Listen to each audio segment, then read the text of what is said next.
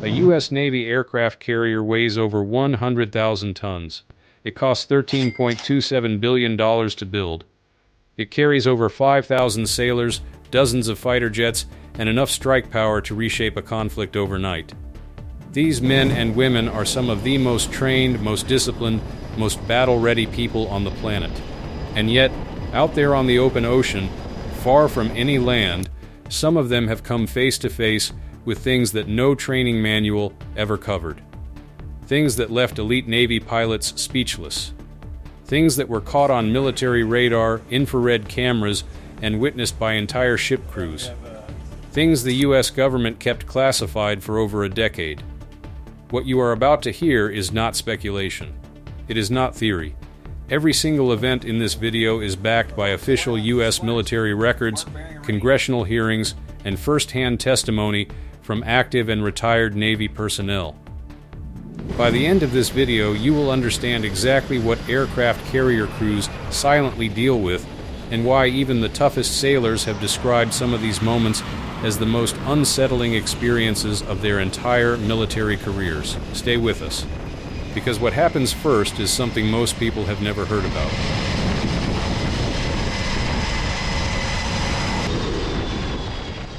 Introduction. The U.S. Navy operates 11 nuclear-powered aircraft carriers, more than any other nation on Earth. These are not just warships. They are floating cities. Each one is roughly 1,000 feet long, has its own hospital, its own post office, its own water supply, and runs on nuclear power that can keep the ship at sea for over 20 years without refueling. Sailors who serve on these vessels sign up knowing they will be away from home for months at a time, operating in some of the most remote and unforgiving stretches of ocean on the planet. They train for missile threats, enemy submarines, extreme weather, and combat operations. But there is a category of experience that never appears in any training program.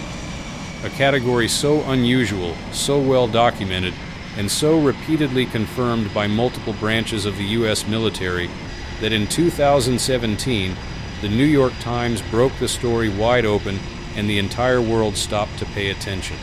If you have always believed that the men and women serving on U.S. aircraft carriers are among the best this country has ever produced, type proud in the comments below, because everything you are about to hear proves exactly that. The radar that changed everything. November 2004. The Pacific Ocean. About 100 miles southwest of San Diego, California, the USS Nimitz Carrier Strike Group is conducting routine combat training exercises. The Nimitz is a nuclear-powered carrier. Her crew is sharp, experienced, and prepared for anything. At least, that is what they thought. Radar Operator Senior Chief Kevin Day is sitting at his scope aboard the guided missile cruiser USS Princeton, part of the Nimitz Strike Group. And he begins noticing something strange. Objects appearing on radar. Not one, not two, but groups of them, moving in clusters, descending from 80,000 feet to near sea level in less than 1 second. Let that sink in. 80,000 feet. In less than 1 second. No known aircraft, not even the most advanced fighter jets in the U.S. arsenal, can do that. Not the F-22, not the F-35, not anything flying under a flag on this earth. Senior Chief Day watched this happen repeatedly over several days. He flagged it. He reported it. And for days, nobody quite knew what to make of what the radar was showing. Then, on November 14th, 2004, a single object appeared again. This time, the decision was made to scramble fighters. The Tic Tac encounter. Commander David Fravor was no ordinary pilot. He was the commanding officer of Strike Fighter Squadron 41, the legendary Black Aces. He had 18 years of flying experience and was a graduate of the Navy's elite Top Gun program. If anyone could identify an unknown aircraft, it was him. Fravor and his wingman, Lieutenant Commander Alex Dietrich, launched from the Nimitz in their FA-18 Super Hornets. They were directed by radar controllers to a specific location over the ocean. When they arrived, they did not see a threatening aircraft. They did not see an enemy drone. What they saw first was the ocean itself behaving strangely. The water below was churning. White foam was breaking in a circular pattern over a large area, as if something massive just beneath the surface was disturbing it. And then they saw it. Hovering approximately 50 feet above that churning water was an object roughly 40 feet long. White, smooth, no wings, no exhaust, no visible means of propulsion. Commander Fravor later described it exactly like this. It looked like a giant tic-tac candy. Fravor maneuvered his jet to intercept it. The object responded. It began mirroring his movements, matching every turn he made. Then, in an instant, it was gone. It accelerated to a speed that no human-built craft is capable of and vanished completely. Seconds later, radar operators on the USS Princeton picked it up again. 60 miles away. It had traveled 60 miles in seconds. When Fravor landed back on the Nimitz, the reaction from fellow crew members was predictable. Laughter, disbelief, jokes. But Fravor was not laughing. In a 2021 interview with CBS's 60 Minutes, he said this, and these words stuck with millions of viewers. He had no idea what it was. And that bothered him more than anything in 18 years of flying. Lieutenant Commander Dietrich came forward with her own account in the same interview. She confirmed every detail Fravor described, and she added one more thing that most people overlook. She said, "There was no box on the pilot's checklist for this, no procedure for encountering something that defied every known law of aviation." And she felt genuinely vulnerable in that moment, because there was nothing she could do about what she was seeing. Now here is where this story gets even more remarkable, because the tic-tac was not a one-time event, not even close. Quick question for you. Do you think the U.S. government should have released this information sooner? Drop your answer in the comments. I read every single one. Before we dive deeper, please take a second to like this video and subscribe. Over 98% of viewers watch without subscribing. It costs you nothing but makes a huge difference to us. The pattern nobody could ignore. Between 2014 and 2015, a completely separate group of Navy pilots operating off the east coast of the United States, attached to the USS Theodore Roosevelt Carrier Strike Group, began reporting eerily similar encounters. Lieutenant Ryan Graves was one of those pilots. He later testified before Congress. What he described was staggering. The objects were showing up every single day. Not occasionally. Not rarely. Every single day for at least 2 years in restricted military airspace off the coast of Virginia Beach. The objects were operating at altitudes ranging from near sea level all the way up to 30,000 feet. They had no wings, no visible propulsion, no infrared heat signature consistent with any known engine. One pilot in Graves' unit very nearly collided with one of these objects at high speed. That pilot described it as a sphere encasing a cube, a shape that no human aerospace engineer had ever built or flight tested. At the time, most of these pilots stayed quiet, not because they were told to, but because of the ridicule. In the Navy, your reputation is everything. Nobody wanted to be the pilot who reported a flying cube. But Graves made a point in front of Congress that cut through all the noise. He said, if these were foreign military aircraft violating U.S. restricted airspace on a daily basis for 2 years, it would be a massive national security crisis. The only reason it was not being treated that way was because the objects did not look like anything we recognized. That statement hit hard, because it is completely logical, and it is exactly the kind of grounded, serious analysis you would expect from a military professional who spent years watching these things with his own eyes. The video footage captured during these encounters, known as the gimbal video and the go fast video, was officially released by the U.S. Department of Defense in April 2020. Both videos remain officially unidentified to this day. The USS Ronald Reagan and the Ball of Fire. The USS Ronald Reagan is a nuclear-powered aircraft carrier named in honor of the 40th President of the United States. She is one of the most advanced warships ever put to sea.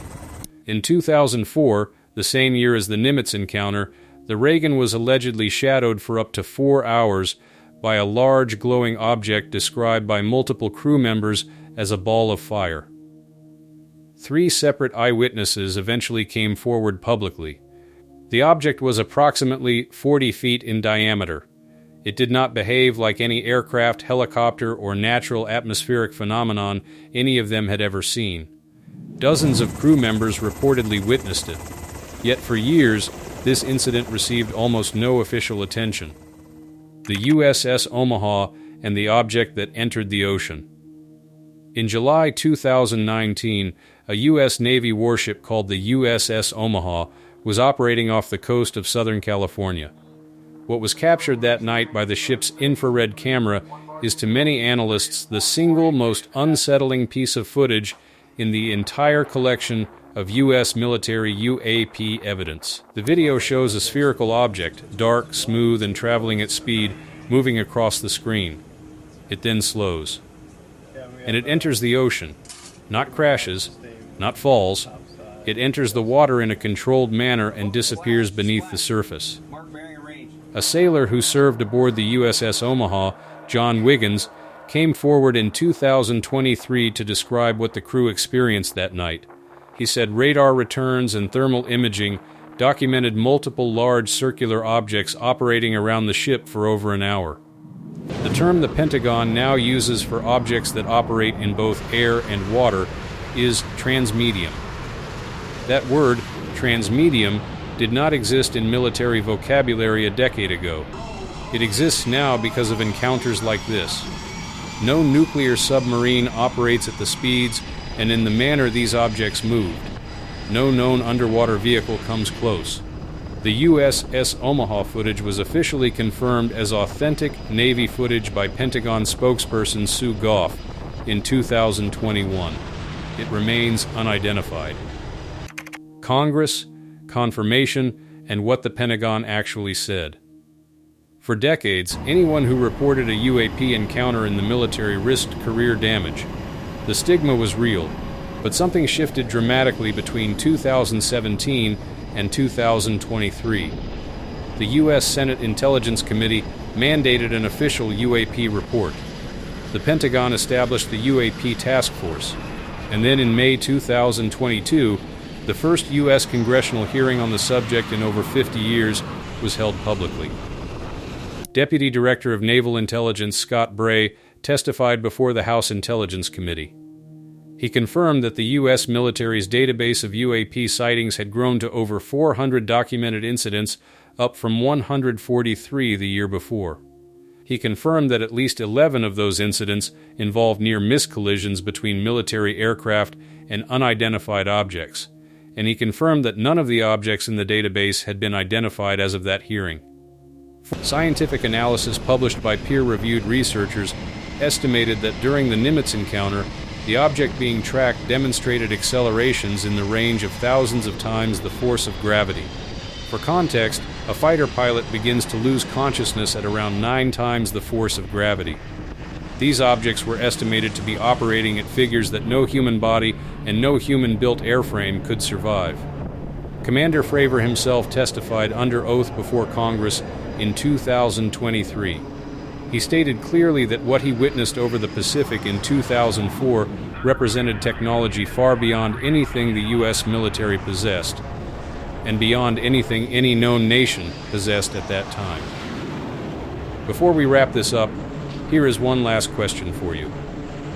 After everything you have heard today, do you think the U.S. military is doing enough to investigate these incidents? Yes or no? Drop it in the comments. What this means for the men and women who serve. Here is the part of this story that does not get enough attention. Every single one of these encounters was reported by active military personnel, people who dedicated years of their lives to serving this country, people who were trained to stay calm under pressure, to report facts accurately, and to follow procedures. These were not civilians with cell phones. These were elite aviators, senior radar operators, and experienced deck crew. And for years, many of them stayed silent, not because what they saw was not real, but because they feared what reporting it would do to their careers. Lieutenant Commander Dietrich said it plainly: the ridicule was real. The mockery was real. And the lack of any official process to handle these reports meant that most sailors simply absorbed the experience quietly and moved on. The U.S. Navy's decision in 2019 to officially create a reporting pathway for UAP encounters was not just a policy change. It was an acknowledgement that these men and women had been placed in an impossible position, witnessing something they could not explain with no official framework to address it, and social pressure to stay quiet about it. That burden, carried silently by hundreds of sailors across multiple deployments, is in many ways the most human part of this entire story. These are people who signed up to protect this country. They did their jobs with excellence, and some of them came back from those deployments carrying questions they still cannot answer.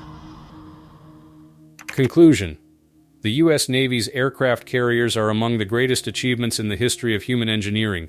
The men and women who operate them are among the finest this nation has ever produced. That is not in question. What is in question, and what the U.S. government itself has now formally acknowledged through congressional testimony, official video releases, and the creation of dedicated research offices, is that something is operating in and around U.S. military airspace and U.S. waters that no one has been able to explain. Radar data, infrared footage, eyewitness testimony from some of the most credible observers in the world, near-miss collision reports, objects moving at thousands of times the force of gravity, objects descending from 80,000 feet in under a second, objects entering the ocean in a controlled manner and disappearing. All of it officially documented, all of it officially unresolved. Whatever these things are, the sailors and pilots who encountered them did not flinch. They did their jobs. They reported what they saw. And they kept serving. That, more than anything else in this video, is worth remembering. If this video gave you something to think about, hit the like button and make sure you are subscribed. Every new video covers stories about the world's most powerful military machines and the extraordinary people who operate them. Don't miss what's coming next.